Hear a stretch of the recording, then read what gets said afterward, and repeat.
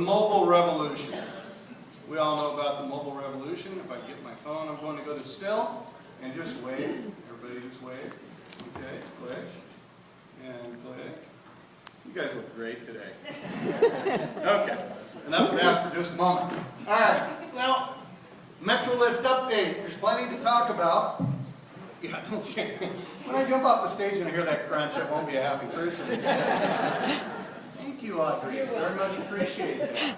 I'm really happy to be here. I actually was up in Idaho a couple weeks ago at a Council of MLS's conference where all the MLS execs get together throughout the country and we share information. And so I got some information from that. But I took a little side trip and I went out and I fly fished on the Oahe River, which is actually in Oregon, but kind of close to Boise.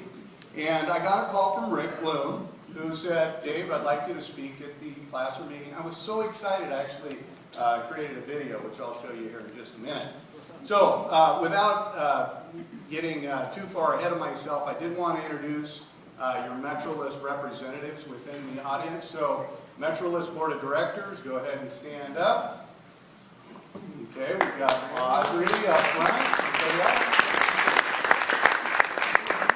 Okay, we also have Steve Youngblood, Terry Webb, and Ralph Hammer, who represent you.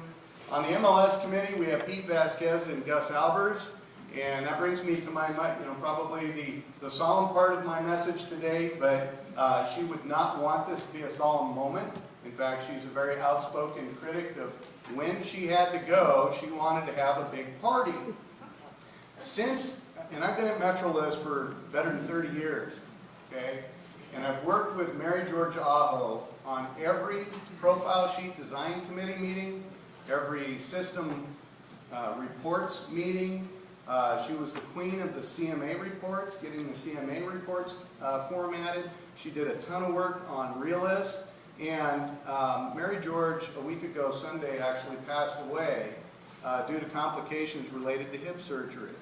And the odd thing about it is one of the last things she told me when she left the last MLS committee meeting, she said, hey, when you see me, I'll have a new hip. And sad story, guys, but again, Mary George will not accept the fact that you would be sad over her passing.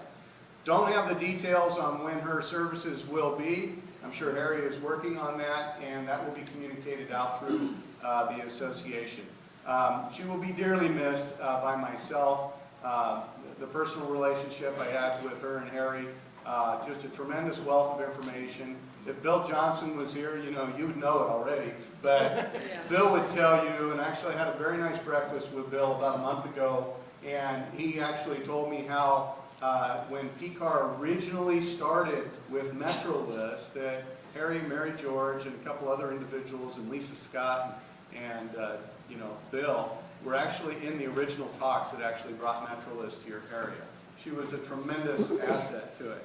Now, I just wanted to read off something. At the MLS committee meeting yesterday, we kind of handed the microphone around, or just not the microphone, it's a smaller room.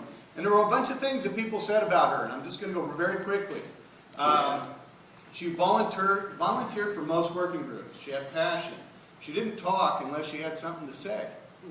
Okay, she's a very nice woman. She's a true rep of her constituents. That one, guys, it struck me as being one of the most powerful ones. If you had something, even though it was just ridiculous, crazy, whatever, she would always bring it, knowing that she would get a beating at the MLS committee. But she would present it, and she'd know, okay, well, I promised. And she was one of your outspoken representatives of PCAR. Another committee member said she was not quiet, had opinions on everything. Her Friday night date, this was a great one. Her Friday night date, because she was somewhat frugal, is that her and Harry would go to Costco, and dinner was on them. She was always blunt and direct and no shenanigans. And most people appreciated, and myself included, working with her because you always knew where you stood. So if we could all inspire to be like that, I think that's a very cool thing. All right, now, Gene. Did you know that she was a race car driver? That did come up. Gene just pointed out something. One of the most fascinating things is that Mary George raced Corvettes. And she did that professionally and was quite successful at it, right? Yeah, fantastic. I did learn that yesterday as well. I have a big long list. I didn't want to read the whole thing to you. Okay, well, we certainly thank all of the effort of your representatives through Metrolist. I did really quickly want to touch on the market. Low inventory pretty much ended about 7 months ago. If you look at the trend graphs, you'll see that the inventory is actually rising, so the quality of listings is actually going up. Funny story, I was down in Tracy, California, and some agents get kind of caught off guard with respect to countering in this market. The market's changing, and you all have to be careful.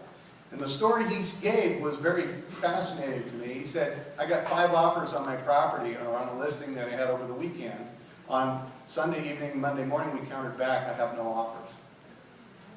He countered too aggressively. And CAR just put out, I was trying to grab the graphic for you guys, they put it up at the CAR meetings, but they were talking about there's a top 3 reasons why you have failures with your listings when you first put them in. One is absolute the price. You know, you can't be jumping at the sky. We've actually, in most of the offices that I talk to, we've reached somewhat of a little bit of a plateau. Things kind of slowed off about a month early than they normally do. See a lot of heads doing this out there.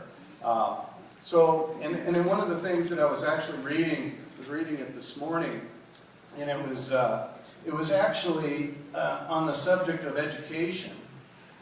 Surprising, I'm the education guy. So it says, let's see, learning when the need is the greatest was kind of one of the points here. And it says, learning when the need is the greatest.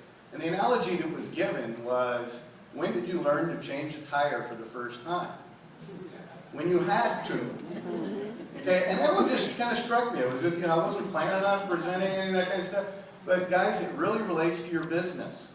There is a lot of tools within the MLS that help you be smarter in this business that you need to be smarter in. Anybody out there knock on doors? Raise your hand.